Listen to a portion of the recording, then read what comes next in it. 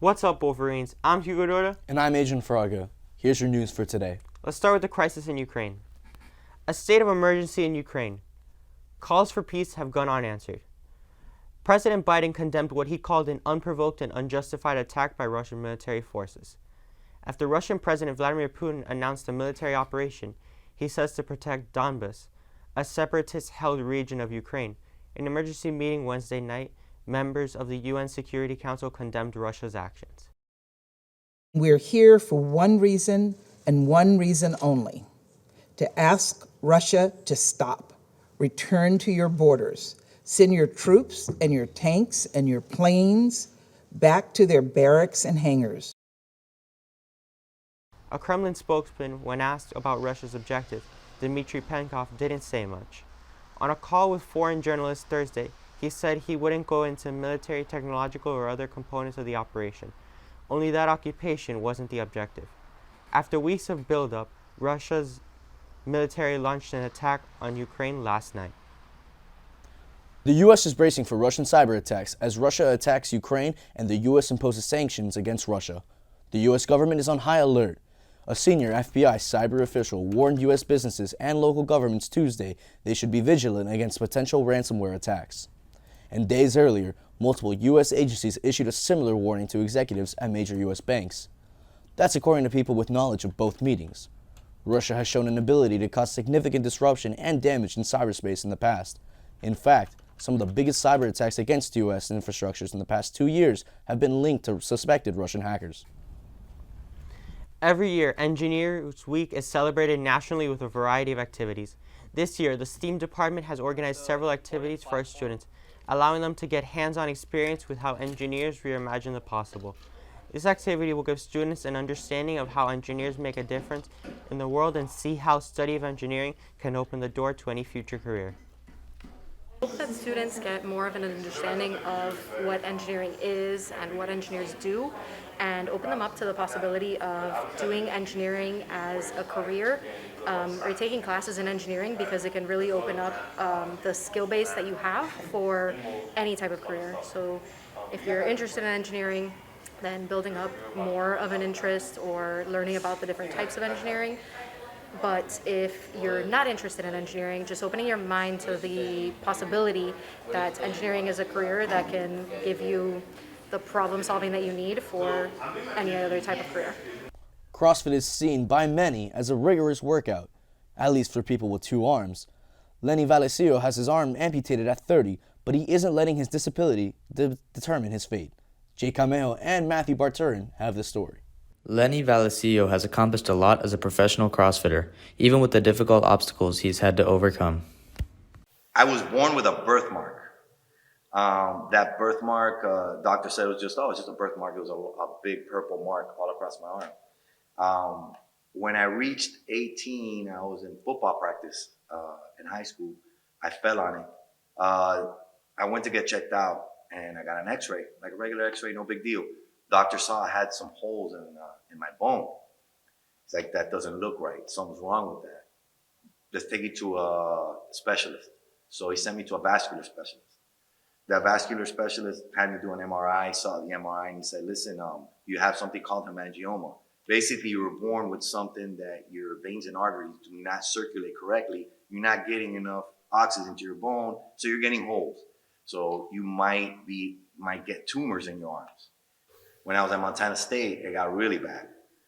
I came back, got reevaluated by the doctor. The doctor said, you can't play no more, man. You're at risk of really doing some damage to your heart, because if you take a really hard hit, your veins and arteries are connected to your heart, and you can get some type of embolism or something. So you got to stop playing.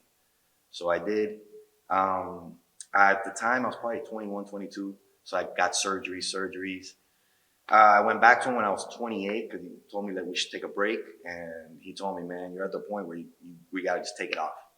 So I ended up getting amputated at 30.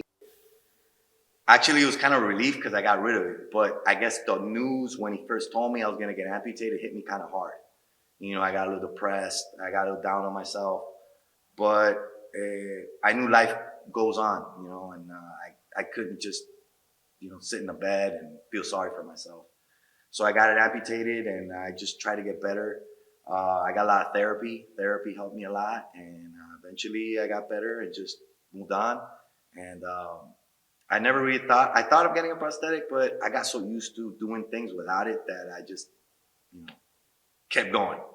After something like this happens, how does someone like Lenny get into CrossFit?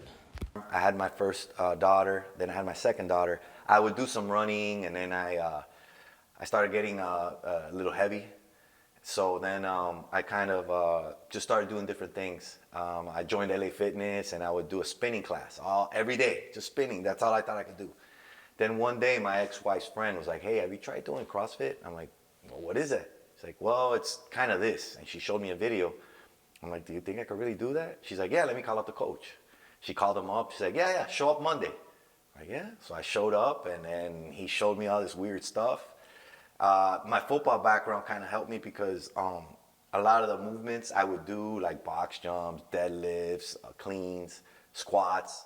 So it kind of took me back to that, and I kind of took a liking to it, and kind of like, I guess testing yourself, see what you could do with it, and then I just went full board with it. But it's had an impact as far as like, it gives me something to keep going, something to keep chasing, something that I could keep my mindset, like Wadapalooza, or trying to make it to the games, or trying to do that other competition. It just keeps that carrot in front of me, so it keeps me hungry, It keeps me, well, I could do a little better than this, or I can get, better at that, or I could keep doing this, So it just makes me hungry and keeps me motivated. Life goes on no matter what happens, And I mean, nothing should stop us from moving forward.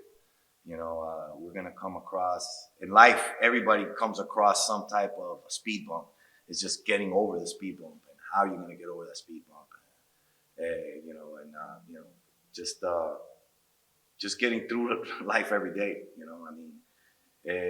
you mean, I get the looks and all that, and just, not paying attention to it, and just, keep going forward. So,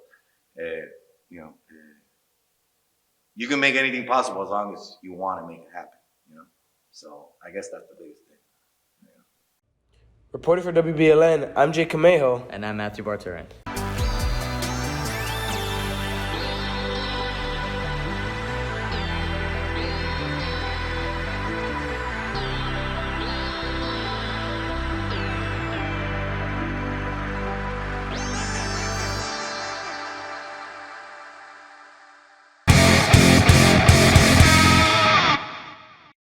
What's up, Wolverines? I'm Jose Zaraluki, and here's your sports for today. This past Tuesday, the basketball team fell to Stranahan High School in the regional semifinals, 54-36. The Wolverines had a historic season, winning their first district championship in over 15 years at Miami Northwestern. To add on to that, they had a significant regional win over Suncoast. The track and field team is looking to break records this year and are being led by senior standout Nick Soto. Agent Fraga has more. It's nearly March, which means the 2022 varsity track season is underway. This year, the team is expected to make a great run and is considered to be a legitimate state title contender. Among the prominent members of this star-studded group, none are quite like senior Nick Soto. Soto has been vaulting since 7th grade, and now his work ethic and dedication are impeccable. So generally, in season we'll practice 5 to 6 days a week, and off season I practice with my club around 3 days a week. We'll do some travel meets, stuff like that. Being the vaulting stud that he is, Soto has many goals within his reach this season. I'm definitely a team first kind of guy. I want to win a ring more than anything. I don't think we've done that here since 2007 in track and field. So, I want to be part of a state championship winning team. Individually, I want to try to get some collegiate offers maybe. But more than anything, I just want to break the school record and just, immortalize my name in the books. Coach Roca truly believes that having a great vaulter and leader like Soto can only be described as a blessing.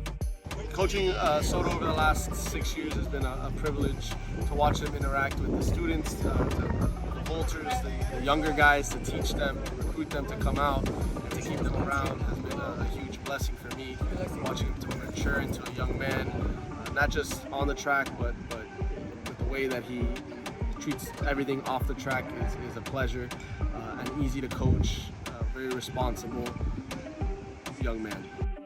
Soto will stand out his senior year and is guaranteeing his name in the Belen record books.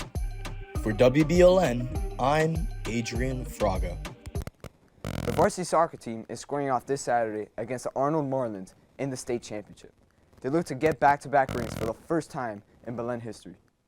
Tonight, the varsity lacrosse team is facing Marjorie Stoneman Douglas High School. The lacrosse team so far has a record of 2-0 and looks to continue what has been an impressive season. The varsity wrestling team is headed to the regional championship on Saturday. They're being led by seniors Daniel Cuesta, Manny Dominguez, and Daniel Gonzalez. Good luck, Wolverines. The Miami Heat are currently on All-Star break and return tomorrow against the Knicks. This past weekend, the NBA hosted their All-Star game, which featured a LeBron James game-winning shot. Team James defeated Team Durant 163-160. Steph Curry also racked up an impressive 50 points. The Florida Panthers had their third matchup against the Canadian Blue Jackets. The Panthers won their previous two meetings with the Blue Jackets 9-2 and 8-4. That's all for sports. Now back to the guys at the desk. Thanks, Jose. Remember to follow us on YouTube, Twitter, Facebook, and Instagram. And from all of us here, Stay safe and stay golden, Wolverines.